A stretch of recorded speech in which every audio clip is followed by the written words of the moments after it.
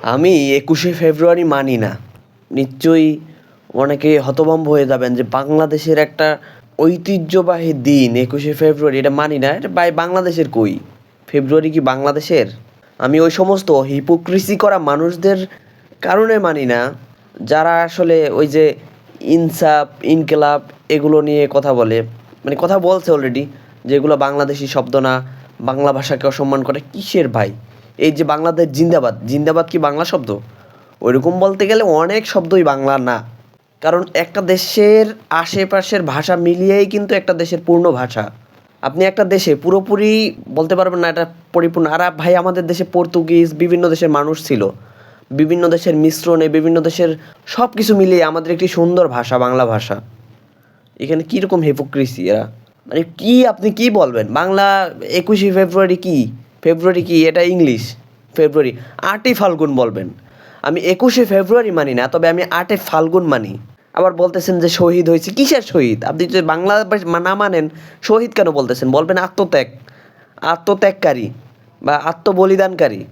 মানে এদের কিছু বুঝি না। এরা কাপড় কিনবে পাকিস্তানি, স্টাইল করবে ইন্ডিয়ান, আবার কথা বলবে বাংলিশ, আবার প্রতিবাদ করবে এই শব্দ তো বাংলা না এটা। আরে ভাই, নিজে কি বাংলা শব্দ কয়টা বাংলা ভাষা সম্পর্কে জানা আছে নাকি পরিপূর্ণ? কোনটা বাংলা ভাষা পরিপূর্ণ? বাংলা ভাষার মধ্যে কত ভাষা? মানে এটা তো আগে থেকেই সবাই জানে। এরা এটা নিয়েও রাজনীতি করে, এটা সিস্টেম। বাবারে বাবা! মানে এদের চেতনার কিছু বুঝি না। এদের মধ্যে কখনো ওয়েস্টার্ন কালচার, কখনো ইন্ডিয়ান কালচার। আরে এদেশের মানুষ নিয়ে কি বলবো? এরা কখনো ইন্ডিয়ান প্রেমী, কেউ বা পাকিস্তান প্রেমী। এক এক দেশের এক এক সংস্কৃতি নিয়ে এরা এই সংস্কৃতিকে দেশের সংস্কৃতি বলে চালিয়ে দিতে চায়। মানে এদের হিপোক্রিসি দেখলে মানে এদের মানে ফালতু জঘন্য থার্ড ক্লাস চেতনা দেখলে হতভম্ব হয়ে যায়, অবাক হয়ে যায়। নাম হইল শাহজাহান, জব্বার, গফ্ফার, কাউসার, সুরাইয়া, সুমাইয়া, আসিয়া। মানে নাম হলো এই নামগুলো তো আরবি নাম। তো আপনি নামও বাংলায় বলেন। আপনি আপনার নাম অন্য ভাষায়। এই যে চেয়ার, টেবিল, গ্লাস, এভরিথিং, আপনি কোনটা পরিপূর্ণ বাংলা?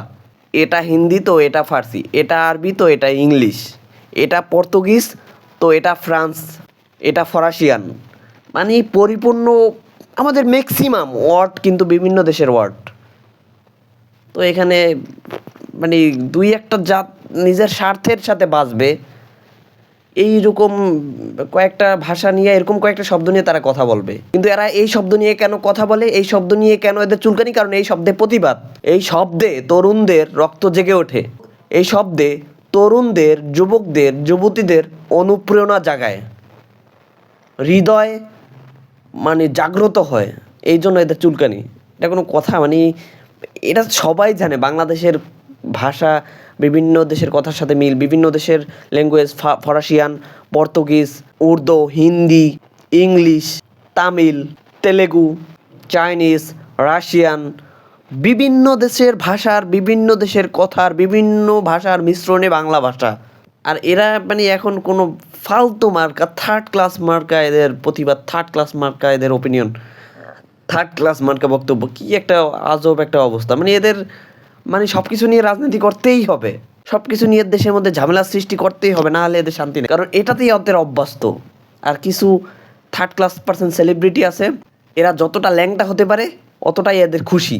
মানে যেইভাবে যেই কথার সাথে প্রতিবাদ করলে এদের ল্যাংটা হওয়ার সুবিধা আছে, ওখানে এরা খুশি।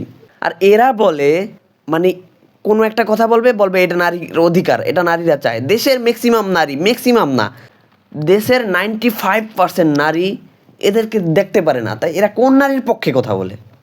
95% না, আমার তো মনে হয় 92% নারী, 99% নারী এদের। কারণ এদের সাপোর্টে কয়টা নারী আছে? কিছু হিজলা টাইপের থার্ড ক্লাস পুরুষ আছে। আর আর এদের মতো যারা মানে যাদের কোনো বংশ পরিচয় নাই, যাদের জন্মের ঠিক নাই, মানে এই সমস্ত কিছু নারী এদের পিছনে, আর ওই সমস্ত কিছু পুরুষ। আর এরাও নাকি বলে নারীর অধিকার, এদের অধিকার নারীর অধিকার, এরা নারীর পক্ষ থেকে কথা বলে। অথচ সমস্ত নারীরা এদের কমেন্টসে একদম ধুয়ে দেয়। এদের কারণে নারীরা লজ্জিত, এটা নারীরা বলে।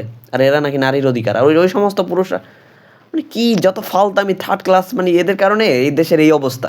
দেশ যে ভালো একটা দিকে যাবে এরা সেটা দিবে না। আর দেশ নিয়ে যদি ভালো কোনো কেউ ভালো পরিকল্পনা করে, তাও বাধা হয়ে দাঁড়াবে এরা সিস্টেমে। এই সমস্ত হিপোক্রিসি কর্নেওয়ালা, এই সমস্ত থার্ড ক্লাস চিন্তার মানে এরা আধুনিকতা দেখায়। এই আধুনিক টাইপের থার্ড ক্লাস চিন্তার মানুষদের থেকে আল্লাহ আমাদেরকে হেফাজত করুন, আমাদের দেশকে হেফাজত করুন। সবাই ভালো থাকবেন। সবার জন্য অনেক দোয়া, ভালোবাসা এবং শুভকামনা রইল। আসসালামু আলাইকুম।